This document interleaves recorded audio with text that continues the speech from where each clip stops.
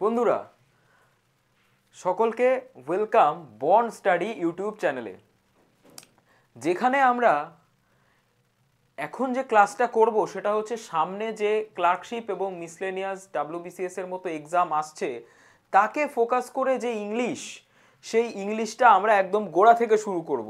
তাহলে স্যার কোথা থেকে শুরু করব? আমরা কিন্তু শুরু করছি ভোকাবুলারি থেকে। দেখো, তোমাদের প্রত্যেকেরই একটা ভয় থাকে, স্যার ভোকাবুলারিটা কিভাবে ক্লিয়ার করব।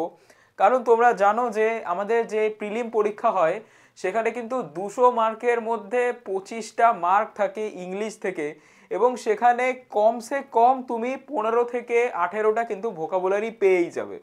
এবার এই নিয়ে প্রত্যেকের একটা চিন্তা থাকে। দেখো, তো এখানে আমার উদ্দেশ্য হচ্ছে তোমাদেরকে সব থেকে সহজ যে ওয়েতে ইংলিশটা কভার করা যায় সেই জিনিসটা প্রোভাইড করাই আমার উদ্দেশ্য। ক্লিয়ার? তাহলে এখন আমরা আজকে শুরু করছি ইডিয়াম আর ফ্রেজ। দেখো, ইডিয়াম আর ফ্রেজ অনেকের কাছেই নতুন, অনেকের কাছে নতুন কিছু নয়, কারণ যারা ইংলিশটা একটু ভালো করে পড়েছো তারা কিন্তু ইডিয়াম আর ফ্রেজ দুটোর সাথেই পরিচিত, আমি জানি। এবং আমরা স্কুল লেভেলের বিভিন্ন এক্সামে কিন্তু ইডিয়াম আর ফ্রেজ দুটোই পড়ে এসছি, তাই তো? কিন্তু অনেকের মনে একটা ডাউট থাকে যে স্যার ইডিয়াম আর ফ্রেজ দুটোই কি এক জিনিস? তো এটা কি এক জিনিস কি এক জিনিস না, ইডিয়াম কি ফ্রেজ কি, কিভাবে জিনিসটা ইউজ করব এটা আমরা আগে বুঝবো, তারপর আমরা কিন্তু ডিটেলসে চলে যাব। তাহলে চলো, কোনো সময় নষ্ট না করে আমরা সরাসরি দেখে নিই আমাদের ক্লাসে আজকে কি কি আছে। চলো দেখো, প্রথমে আমরা জানবো ইডিয়ামটা কি। ইডিয়ামটা কি আমরা আগে জানবো। তো দেখে নাও, ইডিয়াম হচ্ছে a group of words in fixed order that has particular meaning. তার মানে এইটুকু বোঝো, কিছু গ্রুপ অফ ওয়ার্ডস, ঠিক আছে, কয়েকটা ওয়ার্ড, সেগুলো ফিক্স অর্ডারে থাকবে, সেগুলো পরপর থাকবে, that has a particular meaning, যেটার কিন্তু একটা অবশ্যই নির্দিষ্ট কোনো অর্থ আছে, সেটার কিন্তু অবশ্যই নির্দিষ্ট কোনো অর্থ আছে, ঠিক আছে। That is different from the meaning, যেটা মিনিং থেকে ডিফারেন্ট। কোন মিনিং থেকে ডিফারেন্ট চলো দেখে নিই। Of each words of its own, তার মানে অ্যাকচুয়ালি গ্রুপ অফ ওয়ার্ড সেরকম কিছু থাকবে, ঠিক আছে। মানে ধরো আমি আজকে তোমাকে বলছি যে এ বেড অফ রোজ,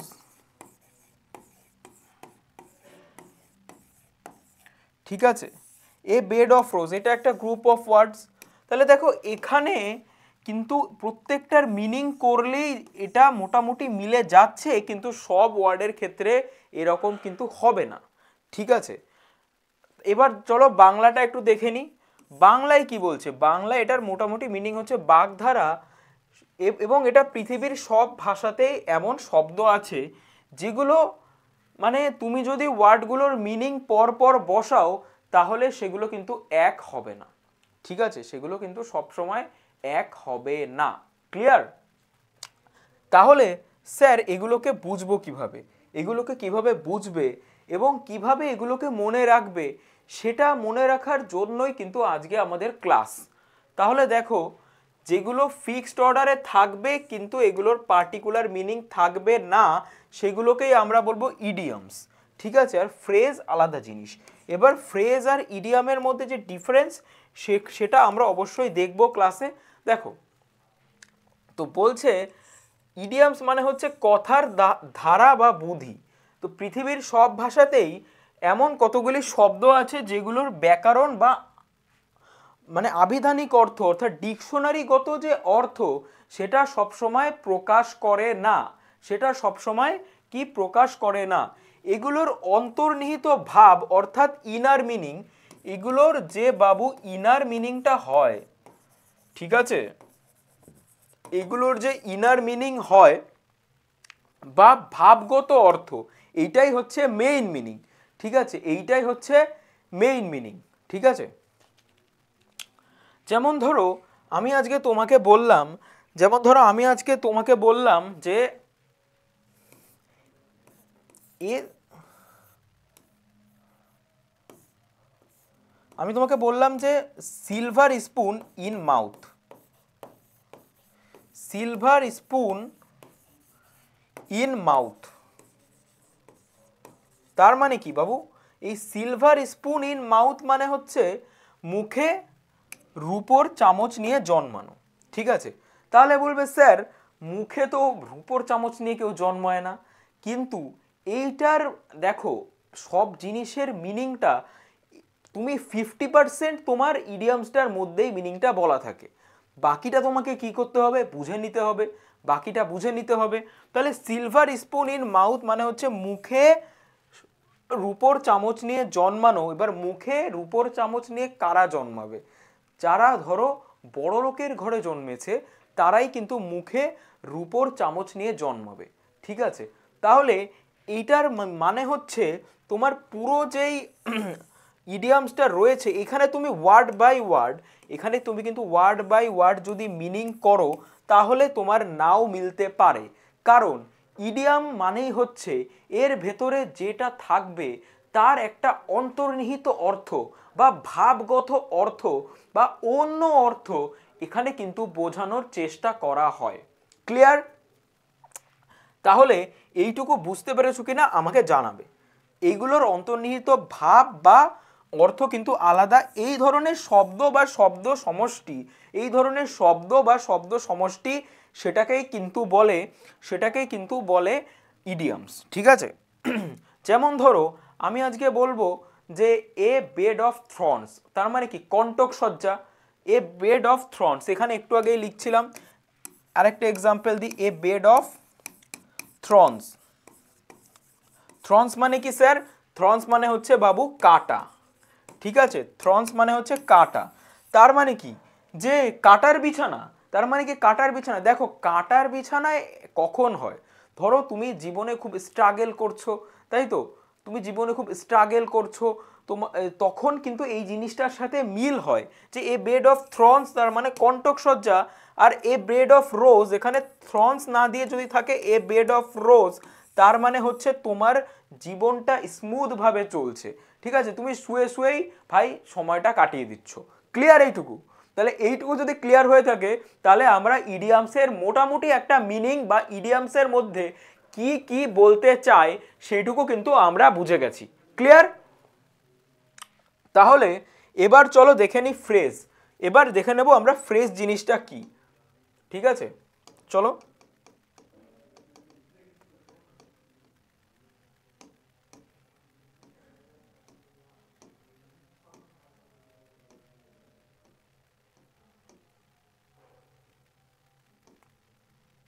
আচ্ছা এই দেখো ফ্রেজ জিনিসটা কি। A phrase is a group of words that work together as a unit. তার মানে এইটাও একটু গ্রুপ অফ ওয়ার্ডস, ইডিয়ামেও গ্রুপ অফ ওয়ার্ডস আছে স্যার, ফ্রেজেও গ্রুপ অফ ওয়ার্ডস আছে, ঠিক আছে? মানে কিছু শব্দ সমষ্টি যেটার বাংলা করলে দাঁড়ায় দ্যাট ওয়ার্কস টুগেদার, যেটা একসাথে কাজ করে অ্যাজ এ ইউনিট, একটা ইউনিট হিসেবে এটা কাজ করে, but do not contain both as a subject and a verb. Clear? আচ্ছা, তো phrases can function as nouns. দেখো ফ্রেজ, একটা ফ্রেজ সেটা নাউন হিসেবেও কাজ করতে পারে, অ্যাডজেক্টিভ হিসেবেও কাজ করতে পারে, অ্যাডভার্বস হিসেবেও কাজ করতে পারে ইন এ সেন্টেন্স, ঠিক আছে? এবার বলবে স্যার তাহলে ফ্রেজ আর ইডিয়ামের মধ্যে পার্থক্যটা কোথায়? এইখানের একটা জিনিস বুঝে দেখো, ফ্রেজ আর ইডিয়ামের মধ্যে পার্থক্যটা এখানেই যে বাবু every idioms is a phrase. ভালো করে মাথায় রাখার চেষ্টা করবে, every idioms is a phrase but not every phrase is a idiom, ঠিক আছে? বোঝা গেছে? এবার দেখো ইডিয়ামে যেটা বলেছিলাম যে বাবু যেটা থাকবে সেটার আক্ষরিক অর্থ কিন্তু ইডিয়াম দিয়ে প্রকাশ হয় না। সেখানে আমি বলেছিলাম যে এটার একটা অন্তর্নিহিত অর্থ থাকে বা এটার একটা ভাবগত অর্থ থাকে। যেমন দেখো দেখো রয়েছে kick the bucket. Kick the bucket মানে কি ভাই? বালতিতে লাথি মারা, তাই তো? কিন্তু এটার মিনিং কিন্তু ওটা নয়। এটার মিনিং হয়ে যাচ্ছে মিনিং টু ডাই। তার মানে কি? মৃত্যুর মিনিং করা, মৃত্যুর মিনিং করা। তাহলে কি এক হলো? না স্যার, হলো না। আচ্ছা দেখো, পিস অফ কেক, এক টুকরো কেক, সেটার মিনিং রয়েছে মিনিং সামথিং ভেরি ইজি। তার মানে পিস অফ কেক, এক টুকরো কেক, এটার মিনিং কিন্তু এক টুকরো কেক হচ্ছে না। এখানে যখন ইডিয়ামস থাকছে এটার মিনিং হয়ে যাচ্ছে সামথিং ভেরি ইজি। তাহলে আমরা ইডিয়ামটা বুঝে গেছি। হ্যাঁ, ইডিয়ামটা বুঝে গেছি। এবার ইডিয়াম আর ফ্রেজের মধ্যে ডিফারেন্সটা কি আরেকবার তোমাদেরকে বলে দিই, যে সবগুলো ইডিয়ামই কোনো না কোনো ফ্রেজ, বাট সবগুলো ফ্রেজ কিন্তু ইডিয়াম নয়। ক্লিয়ার? তো দেখো এবার ফ্রেজ কিরকম হয়, ঠিক আছে? এখানে দেখো রয়েছে, দেখো নাউন ফ্রেজ। নাউন ফ্রেজের একটা এক্সাম্পল দেখো, দ্য টল বিল্ডিং। ঠিক আছে, এই যে বিল্ডিং, এই যে বিল্ডিংটা রয়েছে, বিল্ডিংটা টল।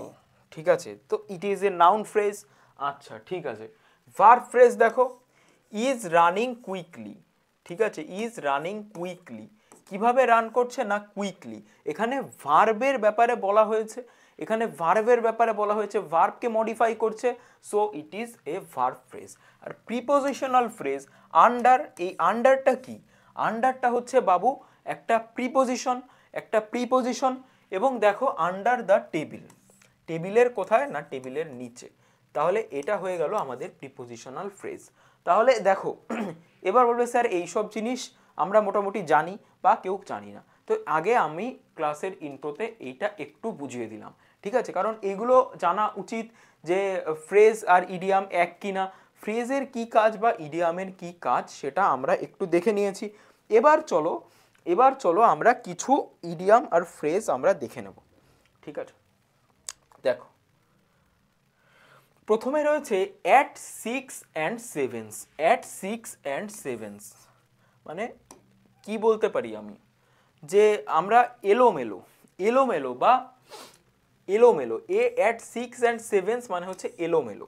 ঠিক আছে, এলোমেলো দিয়ে একটা এক্সাম্পল দেখো, the government is at 6 and 7। তার মানে কি গভর্নমেন্ট এলোমেলো। এই যে অ্যাট 6 and 7, এই যে অ্যাট 6 and 7, এইটার মানেই হচ্ছে এলোমেলো। ঠিক আছে, কিসের ওপরে? Over the issue of cryptocurrency, ক্রিপ্টোকারেন্সির ইস্যু নিয়ে গভর্নমেন্ট কিন্তু অ্যাট 6 and 7 অর্থাৎ এলোমেলো। এবার দেখো তোমার এক্সামে কাজে লাগুক বা না লাগুক, আমার সাজেশন তোমাদের কাছে হবে যে তুমি যখনই ইডিয়াম ফ্রেজের মানেটা পড়বে তুমি অবশ্যই ওখানে একটা না একটা তুমি সেন্টেন্স ক্রিয়েট করার চেষ্টা করো। কারণ তুমি যদি সেন্টেন্স ক্রিয়েট করো তাহলে কিন্তু জিনিসটা অবশ্যই আমাদের মাথার মধ্যে থাকবে। ক্লিয়ার? এবার দেখো তাহলে অ্যাট 6 and 7 আমরা কি জেনে গেলাম? এলোমেলো, তাই তো? এবার দেখো by hook or by crook, তার মানে যেভাবেই হোক, যেভাবেই হোক। ঠিক আছে, বা অ্যাট অ্যানি কস্ট আমরা ইংলিশে বলতে পারি, অ্যাট অ্যানি কস্ট, যেভাবেই হোক, যে কোনো মূল্যে। আচ্ছা এক্সাম্পল দেখো রয়েছে, I decide that I was going to get that job by hook or by crook. আমি সিদ্ধান্ত নিয়েছি যে আমি কি করব, আমাকে একটা জব পেতেই হবে by hook and or by crook. তার মানে by hook or by crook, this is a idiom, this is a idiom. That means যেভাবেই হোক আমাকে একটা জব পেতেই হবে।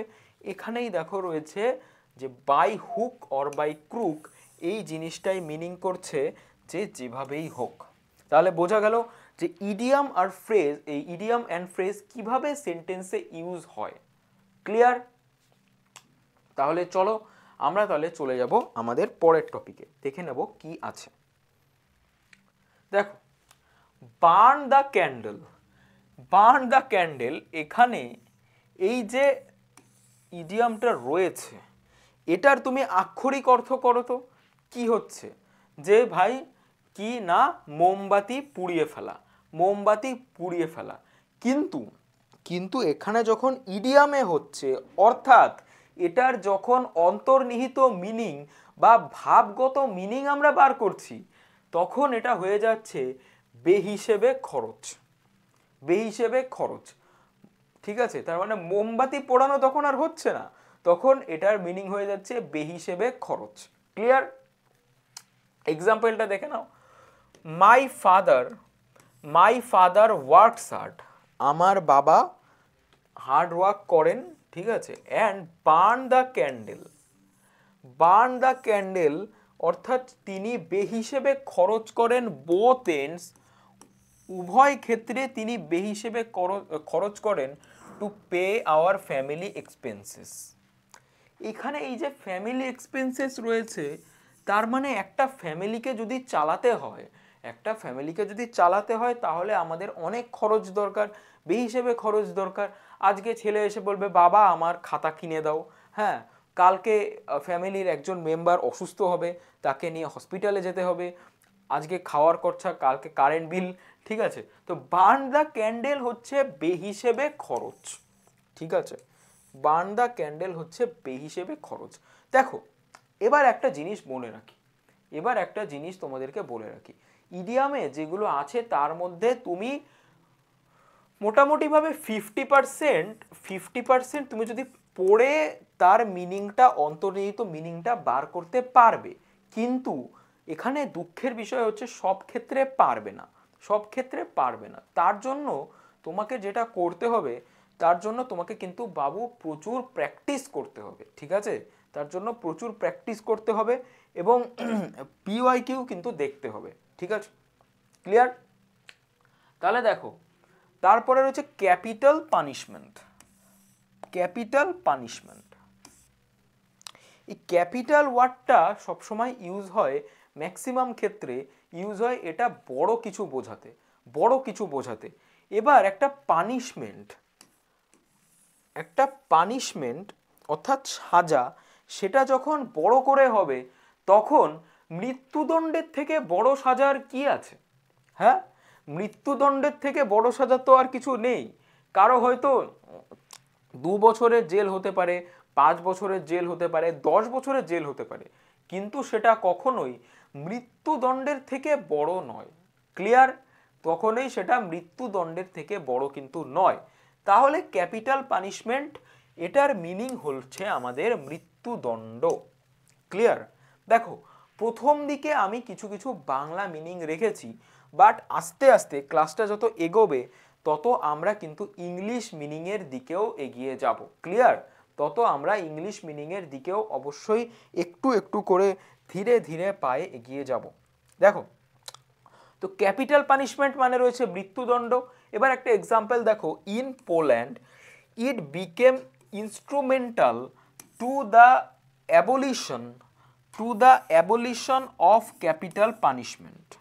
ঠিক আছে, তাহলে বোঝা গেছে, অ্যাবলিশন মানে হচ্ছে কোনো জিনিসকে তুলে দেওয়া, মানে কোনো একটা জিনিস চলছিল সেটাকে অ্যাবলিশ করে দেওয়া, অর্থাৎ সেটাকে বন্ধ করে দেওয়া, সেটাকে বন্ধ করে দেওয়া। তাহলে ক্যাপিটাল পানিশমেন্ট অবধি প্রত্যেকের কাছে ক্লিয়ার, আই হোপ। ঠিক আছে, আই হোপ এটা প্রত্যেকের কাছে ক্লিয়ার। দেখো, এক্সামে যদি আমাদের সেন্টেন্স দিয়েই বলা থাকে তাহলে আমাদের কাছে it would be much easier to correct the answer. ঠিক আছে, তাহলে তখন আমাদের ক্ষেত্রে অনেক সহজ হয়ে যাবে যে আনসারটাকে কারেক্টভাবে করা। আচ্ছা, নেক্সট কি রয়েছে চলো দেখি। নেক্সট দেখো রয়েছে এ হোয়াইট এলিফ্যান্ট। তার মানে ওটা যেমন ক্যাপিটাল পানিশমেন্টটা যেমন বোঝা যাচ্ছিল যে এই ওয়ার্ডটার ইনার মিনিং বা অন্তর্গত অর্থ কি হতে পারে, এখানে হোয়াইট এলিফ্যান্ট দিয়ে কিন্তু বোঝা যাচ্ছে না, হোয়াইট এলিফ্যান্ট দিয়ে বোঝা যাচ্ছে না। এবার এলিফ্যান্ট কথাটা কখন আসে? ভাই তুমি বাড়িতে বড় জোর একটা কুকুর পুষতে পারবে, তুমি বাড়িতে বড় জোর একটা বিড়াল পুষতে পারবে, তুমি তো আর হাতি পুষতে পারবে না, ঠিক আছে? একটা বিড়াল পুষবে, বিড়ালকে একটু মাছ খাইয়ে দেবে, বিড়াল খুশি, ঠিক আছে? কুকুরকেও তুমি খুশি রাখতে পারবে, ভাই হাতিকে তো আর তুমি খাওয়াতে পারবে না। তাহলে এই হোয়াইট এলিফ্যান্ট কথাটার মিনিং হচ্ছে, হোয়াইট এলিফ্যান্ট যখন দেখবে তার মিনিং হচ্ছে গরিবের হাতি পোষার মতো ব্যয়সাধ্য। তার মানে কেউ একজন গরিব মানুষ সে যদি ভাই হাতি পোষে, হাতিকে খাওয়াবে কি, ঠিক আছে? হাতিকে খাওয়াবে কি? তাহলে তখন এই এলিফ্যান্ট কথাটা কিন্তু তখন তুমি বুঝে নেবে, ক্লিয়ার? তা আমি চেষ্টা করছি যে তোমাদেরকে যতটা সহজভাবে ইডিয়ামসগুলো তোমাদেরকে মাথায় থাকে, কারণ আমরা জানি যে মোটামুটিভাবে ডাব্লিউবিপিএসসির পরীক্ষায়, ডাব্লিউবিপিএসসির যে কোনো পরীক্ষায় তুমি 2-3টে ইডিয়াম তো ভাই পেয়েই যাবে, ঠিক আছে? তাহলে এগুলো কিন্তু এভাবে করতে হবে। আর একটা কথা জানো, দেখো আমাদের তো ভোকাবুলারিতে প্রচুর জানতে হয়, যেমন আমাদের ওয়ান অফ সাবস্টিটিউশন থাকে, ফ্রেজাল ভার্ব থাকে, তারপরে ইডিয়ামস থাকে। এগুলোর মধ্যে ইডিয়ামসটা সব থেকে আমার কাছে অন্তত, বা তোমাদের কাছেও কেমন লাগে জানি না, ইডিয়ামসটা মোটামুটিভাবে সহজ, ঠিক আছে? ওয়ান অফ সাবস্টিটিউশনে তোমার অন্তত প্রচুর ওয়ার্ডের মিনিং জানতে হবে বা এক্সেট্রা এক্সেট্রা অনেক কিছু জানতে হবে, বাট এই ইডিয়ামসগুলো অনেকটাই সহজ। এগুলো তোমাকে পরীক্ষায় 2-3 মার্কস এনে দিতে পারে। তো একটু ট্রাই করবে যে পরীক্ষায় আর যাই ভুল হোক না হোক, ইডিয়ামস যেন আমার ভুল না হয়, ঠিক আছে? আর আমি তো আছেই তোমাদেরকে যতটা সহজভাবে এইগুলোকে মনে রাখানো যায় সেই দায়িত্বটা কিন্তু আমি নিয়েছি, এবং আমি সেই রকমভাবেই তোমাদের কাছে বিষয়গুলো সহজভাবে, সহজ কথার মাধ্যমে উপস্থাপন করার চেষ্টা করব, ক্লিয়ার? দেখো এবার হোয়াইট এলিফ্যান্টের এক্সাম্পল কি আছে। Employees organised a lunch time white elephant sale, ঠিক আছে, উইথ রেইজড মোর দ্যান এত, ক্লিয়ার?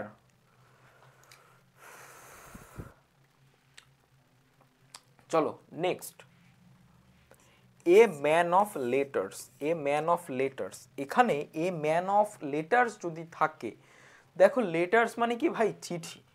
লেটার্স মানে কি? চিঠি।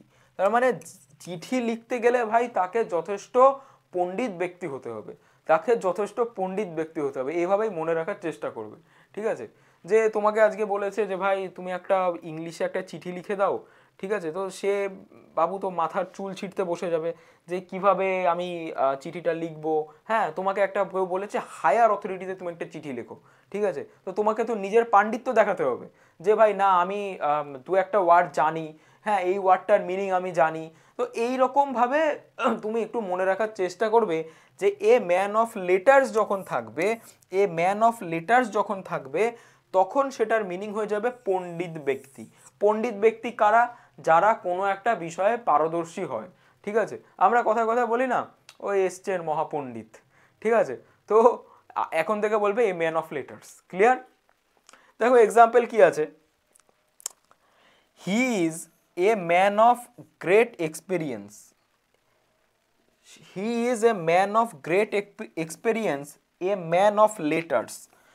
মানে একজন মানুষের মধ্যে এক্সপিরিয়েন্স যখনই থাকবে, তার মানে, এবং a man of letters of law, তার মানে সে লতে কিন্তু পণ্ডিত, ঠিক আছে?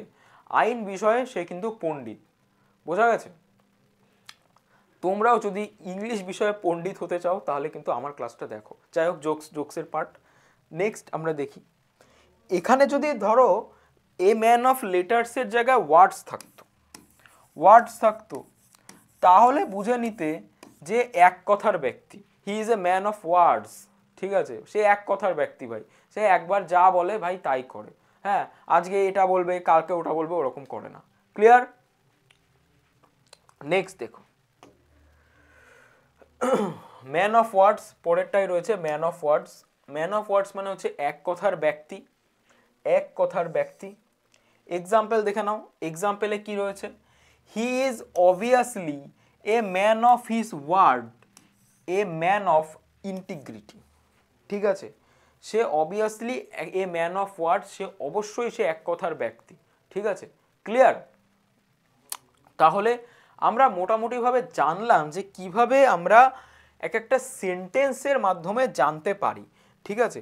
এবার পরীক্ষায় যদি ভাই সেন্টেন্স না থাকে তখন কিভাবে মনে রাখবে, চলো সেটাও আমি দেখিয়ে দিচ্ছি।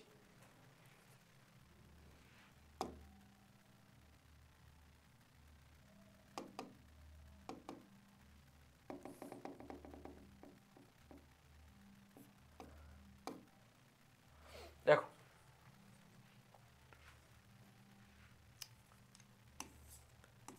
এখানে দেখো হচ্ছে at fit as fit as a fiddle, as fit as a fiddle.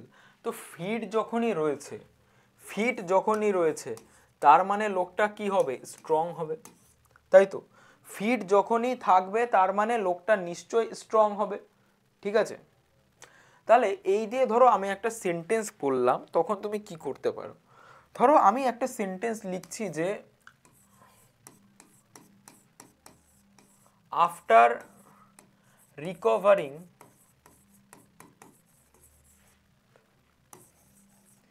he become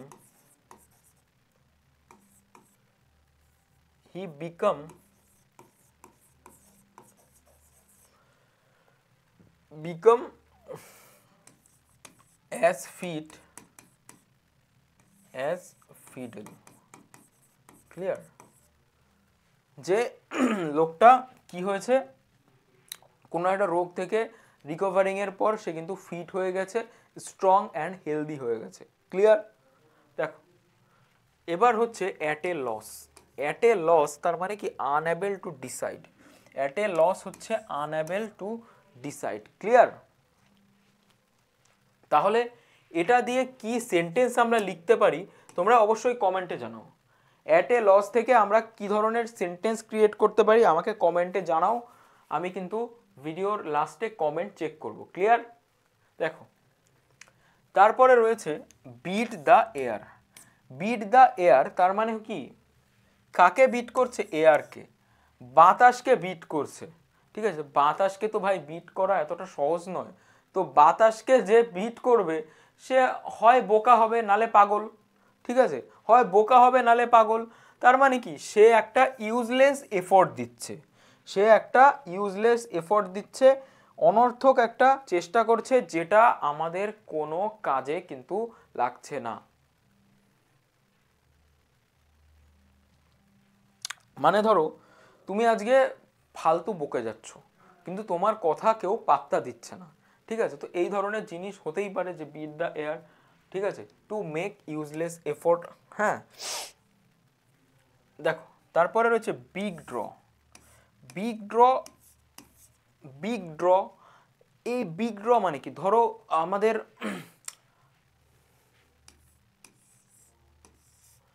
ধরো ভাই তুমি একটা লটারি কিনেছো, ধরো ভাই তুমি একটা লটারি কিনেছো, ঠিক আছে? এবার ওই লটারিতে তুমি কত টাকা পাবে না পাবে, তুমি সবাই বন্ধুকে বলেছো জানিস ভাই আজকে আমি 40 টাকা লটারি কিনেছি, ঠিক আছে? তো এবার তোমার বন্ধুরা এটা, আরে ভাই কি ব্যাপার তুই 40 টাকার লটারি কিনলি, ঠিক আছে, এবং এর ফার্স্ট প্রাইজ ধরো 1 লাখ টাকা, তুমি সবাইকে বললে যে ভাই আমি এরকম লটারি কিনেছি জানিস 1 লাখ টাকা ফার্স্ট প্রাইজ, ঠিক আছে? তো তখন তোমার বন্ধুরা ধরো লটারিটা যখন ড্র হবে, ঠিক আছে, লটারিটা যখন ড্র হবে অর্থাৎ যখন ওটা খেলাটা হবে সেটাকেই তো ড্র বলে, তো তখন যদি ড্র হবে তখন সবাই তোমার দিকে হাঁ করে তাকিয়ে থাকবে, অ্যাট্রাকশন নিয়ে তাকিয়ে থাকবে যে দেখা যাক এত বড় বড় কথা তো বেটা বলে গেল, দেখি কি আসে কপালে, ঠিক আছে? ধরো আমরা এটা এরকমও লিখতে পারি যে the match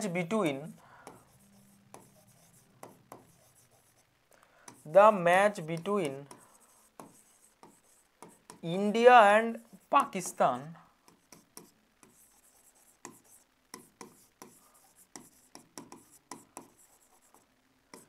is always a big draw, huge attraction, তাই তো, হিউজ অ্যাট্রাকশন। আচ্ছা তাহলে বোঝা গেছে, আশা করি তোমাদেরকে সহজে বোঝাতে পারছি। যদি কোনোটা কঠিন লাগে তো প্লিজ আমাকে কমেন্টের মাধ্যমে জানাও, আমার সবসময় চেষ্টা থাকবে তোমাদের কাছে কঠিন বিষয় সহজ করে উপস্থাপন করা, তার জন্য তো ভাই আমি আছি, বাড়িতে পড়ার জন্য তুমি আছো, সবাই একসাথে পরীক্ষা ক্লিয়ার করে দেবো। চলো, তারপরে দেখো রয়েছে call in question. Call in question, তোমার মধ্যে তখনই কোশ্চেন জাগবে। এই কথাটা তোমাকে কেন বললাম যে কোনো অসুবিধা থাকলে কমেন্টে জানাবে, এই পরেরটা বোঝানোর জন্য যে তোমার কোনো ডাউট থাকলে, তোমার মধ্যে কোনো ডাউট থাকলে তখনই তো তুমি জানাবে যে স্যার না এখানে আমার অসুবিধা আছে। হ্যাঁ, তো তুমি একটা কোশ্চেন কখন অ্যারাইজ হবে, যখন তুমি ডাউট থাকবে, যখন তুমি ডাউটফুল থাকবে তখনই তো কোনো কোশ্চেন অ্যারাইজ হবে, তাই তো? তখনই তো কোনো কোশ্চেন অ্যারাইজ হবে। ঠিক আছে, চলো তাহলে এটা বোঝা গেল কল ইন এ কোশ্চেন। তারপরে দেখো ডেয়ার ডেভিল। ডেয়ার ডেভিল সবসময় বোঝায়, ডেয়ার ডেভিল সবসময় বোঝায় যখন কেউ ধরো ফিয়ারলেস রয়েছে, ফিয়ারলেস, সে কোনো কিছুকে তোয়াক্কা করে না, সে কোনো কিছুকে ভয় পায় না, তখনই আমরা বলতে পারি ডেয়ার ডেভিল। ঠিক আছে, obviously he is a daredevil person, বলতেই পারি।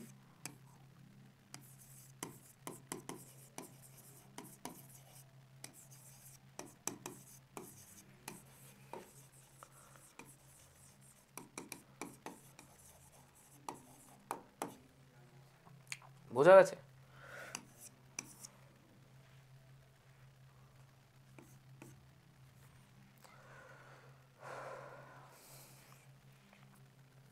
দেখো ডেভিল, ডেভিল কথাটার মানে হচ্ছে শয়তান।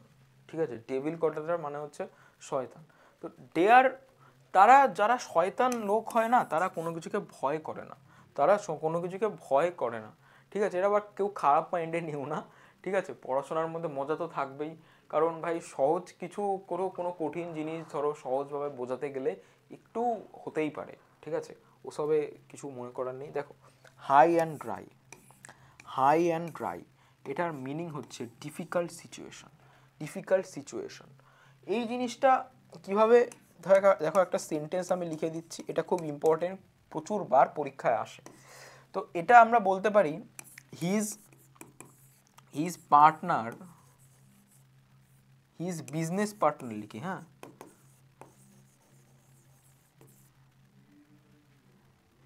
Business partner left him, partner left him in a high and dry condition,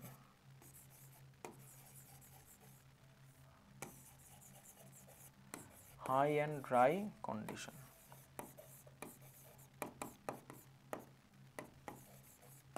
তাহলে বন্ধুরা আজকে আমরা মোটামুটিভাবে অন্তত 15টা ইডিয়ামস তোমাদেরকে শিখিয়েছি। তাহলে আজকে আমরা ক্লাসে কি কি শিখলাম চলো আরেকবার রিভাইজ করে নিই। দেখো একবার শর্ট রিভাইজ হয়ে যাক, যে আমরা ফার্স্টে জেনেছি যে ফ্রেজ ইডিয়ামসটা কি। ইডিয়ামস হচ্ছে একটা গ্রুপ অফ ওয়ার্ডস, ঠিক আছে, যেগুলোকে তুমি পর পর ওয়ার্ড বাই ওয়ার্ড যদি বলো তাহলে কিন্তু সেটার মিনিং ওইভাবে হবে না। যেমন আমি বলছি যে a group of words in a fixed order that has particular meaning that is different from the meaning, যেটার কিন্তু আবিধানিক অর্থ বা ডিকশনারিগত যে মিনিং সেটার সাথে কিন্তু কখনোই মিলবে না, সেটার মিনিং কিন্তু আলাদা, অর্থাৎ ভাবগত বা অন্তর্নিহিত মিনিং কিন্তু আলাদা। ঠিক আছে, সেগুলোকে সব ভাষাতেই এরকম কিছু থাকে, বাংলা ভাষাতেও থাকে। যেমন দেখবে অনেকেই আমরা দেখেছি যে আমরা বলি না নুন আনতে পান্তা ফুরোয়, তার মানে খুব খারাপ কন্ডিশন। ঠিক আছে, তো এইরকম সব ভাষাতেই থাকে, এটা আমরা শিখেছি। আর কি শিখেছি আমরা, আর আমরা শিখেছি ফ্রেজ। ঠিক আছে, ফ্রেজ কিন্তু এরকম নয়, ফ্রেজের ওরকম মিনিং থাকে। যেমন ধরো আমি যদি বলি অ্যাটলিস্ট, অ্যাটলিস্টের হচ্ছে অন্তত, এটা তো তোমরা জানো যে অ্যাটলিস্ট ক্লাসটা করো, অ্যাটলিস্ট এটা পড়ো। ঠিক আছে, তো ফ্রেজ আর ইডিয়ামের মধ্যে পার্থক্যটাও তোমাদের আমি বলেছি যে ফ্রেজ আর ইডিয়ামের মধ্যে পার্থক্য হচ্ছে every idiom is a phrase but it is not necessary that every phrase is a idiom. ঠিক আছে, সব ফ্রেজ কিন্তু ইডিয়াম নয়, কিছু কিছু অবশ্যই আছে, কিছু কিছু নেই। আচ্ছা, আর আমরা কি কি জেনেছি, বেশ কিছু ইডিয়াম ফ্রেজ আমরা করলাম আজকে। তাহলে ক্লাসটাকে দেখবে, কোথায় অসুবিধা সেটা আমাকে অবশ্যই কমেন্টের মাধ্যমে জানাও। পরদিন তোমাদের সাথে পার্ট 2 নিয়ে কিন্তু আমি আসছি। ততক্ষণ পড়তে থাকো এবং এনজয় করতে থাকো, কারণ আমাদের লক্ষ্য WBCS হওয়া, সেটা আমরা একদিন না একদিন সত্যি করবই। তাহলে আজকের মতো এই অবধি, বাই।